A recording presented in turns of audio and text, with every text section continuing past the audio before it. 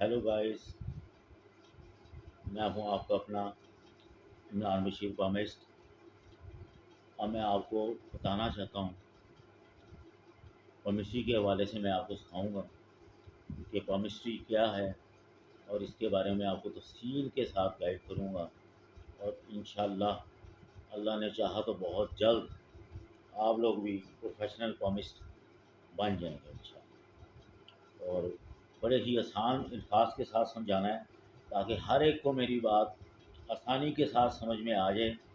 और केमिस्ट्री उनको इस तरह आसानी के साथ याद हो जाए फिर वो सारी ज़िंदगी उसको भूलना पड़े। आज हम जिस मौजू के ऊपर बात करना चाहते हैं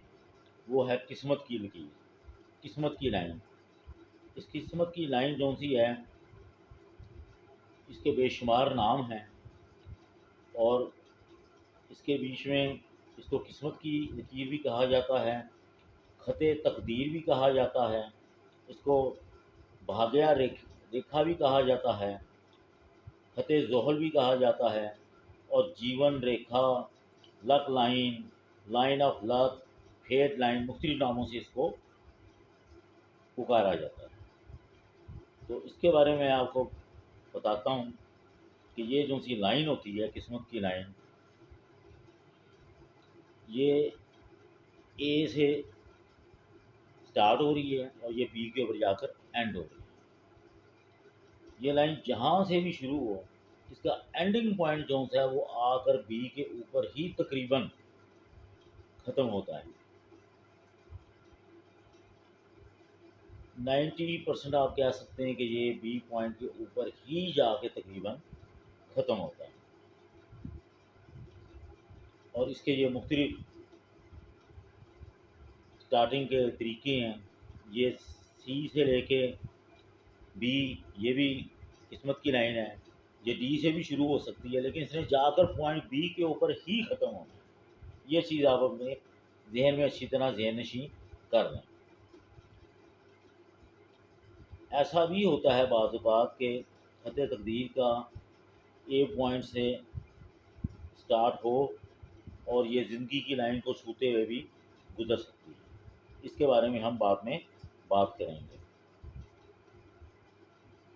इसका बस पहचानने का आसान सा तरीका है किस्मत की लाइन का कि ये जहाँ से भी शुरू होती है इसके एंडिंग पॉइंट तकरीबन पॉइंट बी के ऊपर ही जाकर ख़त्म होता है। हथेली की बाकी जितनी भी लाइन है हमारी सलाहियतों, कोशिशों, जदोजहदों और कशमकश का पता देती हैं। ये सब ऐसे है जैसे कि इम्तिहान के पेपर्स होते हैं, ये उस तरह होते हैं। लेकिन इसके ऊपर टीचर हमको कितने नंबर देता है, क्या रिमार्क्स देता है, कौन सी डिवीज़न आती है, कौन सा ग्रेड आता है, उस एंड रिज़ल्ट क्या निकलता है, ये सब कुछ हमें किस्मत की लाइन ही से मालूम होता है। दूसरे लफ्ज़ों में आप इसको अगर मज़ीद एक्सप्लेन अगर मैं करूँ कि ख़त तकदीर या किस्मत की लाइन एक ऐसा मीटर आप इसको समझ लें कि हथेली के ऊपर मुख्तलिफ़ लकीरों के लाए हुए तूफ़ानों, ज़लज़लों और तब्दीलियों को जांचता और परखता है बड़े उम्दा अंदाज में। आप ये भी कह सकते हैं कि दूसरी लकीरें इंसान के अपने बस में हैं, वो चाहे तो उनको अपने रवैये से उनमें तब्दीली ला के उनको चेंज कर सकता है। ख़त तकदीर किस्मत की लाइन वो ख़त है इंसान जिसके मुकम्मल बस में है। वो एक ऐसा ब्रेक है जो अल्लाह पाक ने इंसान जितना भी मर्ज़ी जीनियस क्यों ना हो, जितना मर्ज़ी एक्टिव क्यों ना हो, जितना मर्ज़ी अक्लमंद क्यों ना हो, ये उसके ऊपर अल्लाह पाक ने एक ऐसा ब्रेक लगा दिया।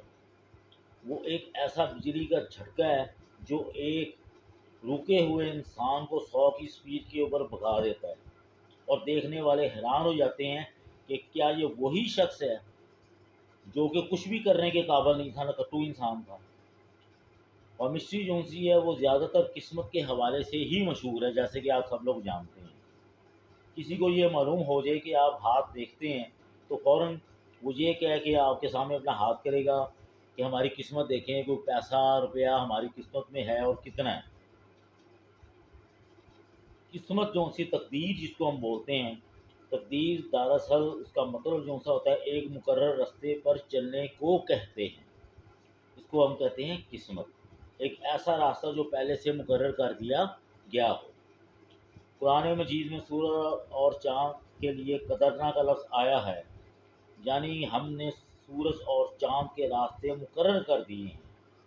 لیکن سورج اور چاند انسان کے مقابلے میں کم تر درجے کی مخلوق ہیں، یہ بھی آپ نے اپنے مائنڈ میں رکھنا ہے، کیونکہ انسان دیگر مخلوقات کے مقابلے میں اشرف المخلوقات ہے، چنانچہ تقدیر کے معاملے میں بھی اس سے بہت اعلیٰ درجے کا سلوک کیا گیا ہے۔ ایک انسان جو سا ہوتا ہے وہ خود مختار ہے، اسے بہت سے کاموں کی اللہ پاک نے آزادی دی ہوئی ہے، وہ چاہے تو کرے اور چاہے تو نہ کرے، لیکن اس خاص حد سے جب وہ باہر نکلتا ہے تو پھر قسمت کے تمام اصول اس کے اوپر لاگو ہو جاتے ہیں، جیسے سورج چاند ستاروں پر کہ وہ اپنے مدار کے اندر ہی گھومتے ہیں، اس سے باہر نہیں جا سکتے، تقدیر کے آگے بے بس ہوتے ہیں، اور اپنی تقدیر اگر انسان کہے جی کہ خود بنانے کے بارے میں اگر کچھ واقعات ہیں تو اس کے بارے میں سے میں چند مختصر ذکر آپ کے ساتھ کر دیتا ہوں، اس کے بعد پھر قسمت کی لائن کے بارے میں ذکر کرتا ہوں۔ مثال کے طور کے اوپر لاہور سے ایک بس جو سی ہے وہ پشاور کے لیے روانہ ہوتی ہے، نئے ماڈل کی سمجھے آپ بس ہے، تجربہ کا ڈرائیور ہے، اس میں پشاور کے رہنے والے بھی ہیں، لاہور کے رہنے والے بھی ہیں، کچھ کراچی کے ہیں، کچھ اور آپ سمجھ لیں جی کہ اکاڑا کا ہے، کوئی آزاد کشمیر کا ہے، یوں قدرت نے مختلف لوگوں کو، مختلف علاقوں کے لوگوں کو اس بس میں اکٹھا کر دیا، اور انسان جو سا ہے اس کے بیچ میں سفر کر رہے ہیں سارے کے سارے یہ مختلف شہروں کے۔ اب وہ بس چل پڑتی ہے، لاہور سے جاتی ہے وہ لالہ موسیٰ اور جیلم کے درمیان، وہ ایک کھائی سی ہوتی ہے، وہاں پر بس سڑک سے پھسل کر بے قابو ہو کر اس کھڈے میں جا کر الٹی ہو کر گرتی ہے، ان کے بیچ میں سے 20 مسافر جون سے ہیں وہ موقع کے اوپر ہی مر جاتے ہیں، 20 کے قریب زخمی ہو جاتے ہیں، 5-7 کو آپ سمجھیں جی معمولی خراشیں آتی ہیں، اور کوئی ایسا مسافر بھی ہے جو بالکل جس کو بولتے ہیں 100% سیف، وہ بچ جاتا ہے۔ اب اس کے بیچ میں جو بچتا ہے یا جو زخمی ہوتے ہیں ان میں کسی کی بھی کوئی اپنی چلاکی، دانت یعنی کہ ذہانت آپ کہہ لیں، آپ اس کو ہوش مندی، ایسی کوئی بھی چیز نہیں ہے، کسی بندے کا اس کے بیچ میں کوئی قصور نہیں ہے، نہ مرنے والے کا قصور ہے نہ کسی اور کا قصور تھا، ڈرائیور کا اگر کوئی قصور تھا تو موڑ خطرناک تھا، اس سے کوئی نیگلیجنس ہو گئی، بے احتیاطی ہو گئی اور وہ گاڑی الٹ گئی۔ اب آپ اس کے اوپر ذرا غور کیجئے کہ اللہ پاک نے کس طرح مختلف مقامات سے انسانوں کو چن کر اکٹھے کیا اور ان کو ایک بدقسمت بس میں اکٹھا کر دیا، ان میں سے کچھ کو مارنا تھا، کچھ کو زخمی کرنا تھا، اور کچھ کو جھٹکے لگانا مقصود تھا اللہ پاک کا، اور کئی جو سیاسے تھے جن کے اوپر اللہ پاک نے ان کو موت عطا کر دی، ان کا وقت پورا ہو گیا۔ یہ قسمت ہے، خالص تقدیر، وہی قسمت جس کے تحت سورج اور چاند اپنے مدار کے اندر گردش کرتے ہیں، وہ اس سے ہل نہیں سکتے۔ اب ہم اس کی ایک اور مثال لیتے ہیں۔ مثال کے طور کے اوپر میرا ایک رشتہ دار ہے دور پار کا جاننے والا، اس کا نام آپ کوئی بھی فرض کر لیں، ندیم فرض کر دیتے ہیں، وہ ایف ایس سی میں بہت محنت کرتا ہے، بہت اچھے نمبر آئے، لیکن پھر بھی اتنے اچھے نمبر نہ آئے کہ اس کو انجینئرنگ یونیورسٹی میں ایڈمیشن مل سکتا۔ اس نے فیصلہ کیا کہ میں دوبارہ پیپر دوں گا، اس نے پھر سے محنت کی، دوبارہ امتحان دیا، پہلے سے بھی کافی اچھے نمبر آئے، اب وہ انجینئرنگ یونیورسٹی میں اس کا ایڈمیشن ہو گیا، اور اب وہ انجینئرنگ یونیورسٹی سے بیچ میں وہ پڑھ رہا ہے بڑے اچھے طریقے کے ساتھ۔ تو یہ وہ دائرہ کار ہے جس کے اندر رہتے ہوئے انسان کی اچھی یا بری تقدیر یا بری جس کو بولتے ہیں ہم کہ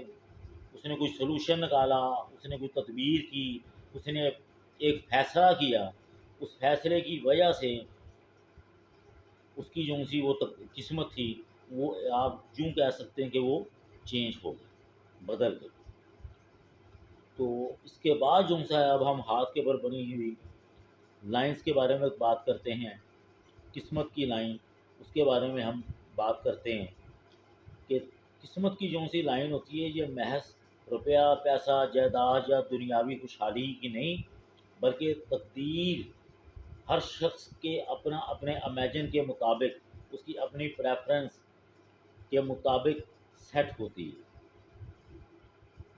یہ صحیح ہے کہ ہمارے کے بیچ میں 99% لوگوں کا جو سا ٹارگٹ ہے زندگی کے بیچ میں وہ پیسہ کمانا ہی ہوتا ہے۔ وہ چند ایسے لوگ ہوتے ہیں جو روپے پیسے کو اہمیت نہیں دیتے، وہ اپنے دل کا سکون اور اطمینان کو وہ جو سا وہ اس کو خوشحالی کنسیڈر کرتے ہیں، لیکن جو سی میجورٹی ہیں وہ روپے پیسے کو ہی کنسیڈر کرتی ہے کہ وہ جو سا وہ ان کی زندگی کے بیچ میں بہت ضروری اور اہم ہے۔ ایسے بھی زندگی کے بیچ میں ہاتھ دیکھنے کو میرے جن کے بیچ میں کمزور قسم کی قسمت کی لائن تھی، اور وہ لوگ جو سے تھے کافی دولت مند تھے اور سارا کچھ ٹھیک ٹھاک نظر آتا تھا، لیکن جب ان سے سوال جواب کیا گیا تو پتہ چلا کہ ان کی زندگی جو سی ہے اس کے بیچ میں ان کے ٹارگٹس اور تھے، لیکن وہ ان ٹارگٹس کو اچیو نہیں کر سکتے۔ روپیہ پیسہ کمانا ان کا مقصود ہی نہیں تھا، وہ تو اپنی زندگی کے بیچ میں ذہنی سیٹسفیکشن چاہتے تھے، کام کے بیچ میں سیٹسفیکشن چاہتے تھے، لیکن یہ ان کو سب کچھ نہیں مل سکا۔ روپے پیسے کی ان کے پاس کمی نہیں ہے، وہ جو کام کر رہے ہوتے ہیں وہ بد دل ہو کے کر رہے ہوتے ہیں اور اس کے بیچ میں وہ بہت زیادہ خوش نہیں ہوتے۔ اور کئی ایسے بھی ہاتھ دیکھنے میں آئے جن کے بیچ میں قسمت کی لائن سرے سے موجود ہی نہیں ہوتی، یا بہت ہی مدھم قسم کی لائن ہوتی ہے۔ یہ ڈفرینٹ قسم کی کیٹیگریز ہیں قسمت کی لائن کی، جس کے اوپر ہم آگے جا کے ڈسکشن کریں گے۔ اور کئی ایسے لائن جن کے بیچ میں ہوتی ہے کہ بڑی مدھم قسم کی لائن ہے، ان کے بیچ میں وہ اس قسم کے زیادہ تر لوگ ہوتے ہیں کہ جو کہ مادہ پرست ہوتے ہیں، جن کا روحانیت سے اللہ کے اوپر یقین سے کوئی اتنا یقین نہیں ہوتا اللہ کے اوپر، اور وہ اپنی زور بازو اور اپنی محنت کو ہی سب کچھ سمجھتے ہیں، وہ کاز اور افیکٹس پہ زیادہ یقین رکھتے ہیں۔ اس طریقے سے وہ جو سے انسان ہے وہ اپنے گولز کو سیٹ کرتے ہیں اور خود ہی اپنی محنت کر کے اور سارا کچھ کرتا جو کچھ کر رہا ہوں میں اس کو خود ہی کر رہا ہوں، اور خود ہی اپنی محنت سے کاز اور افیکٹس کے اوپر چلتے ہوئے اپنی زندگی کو گزارتا ہے۔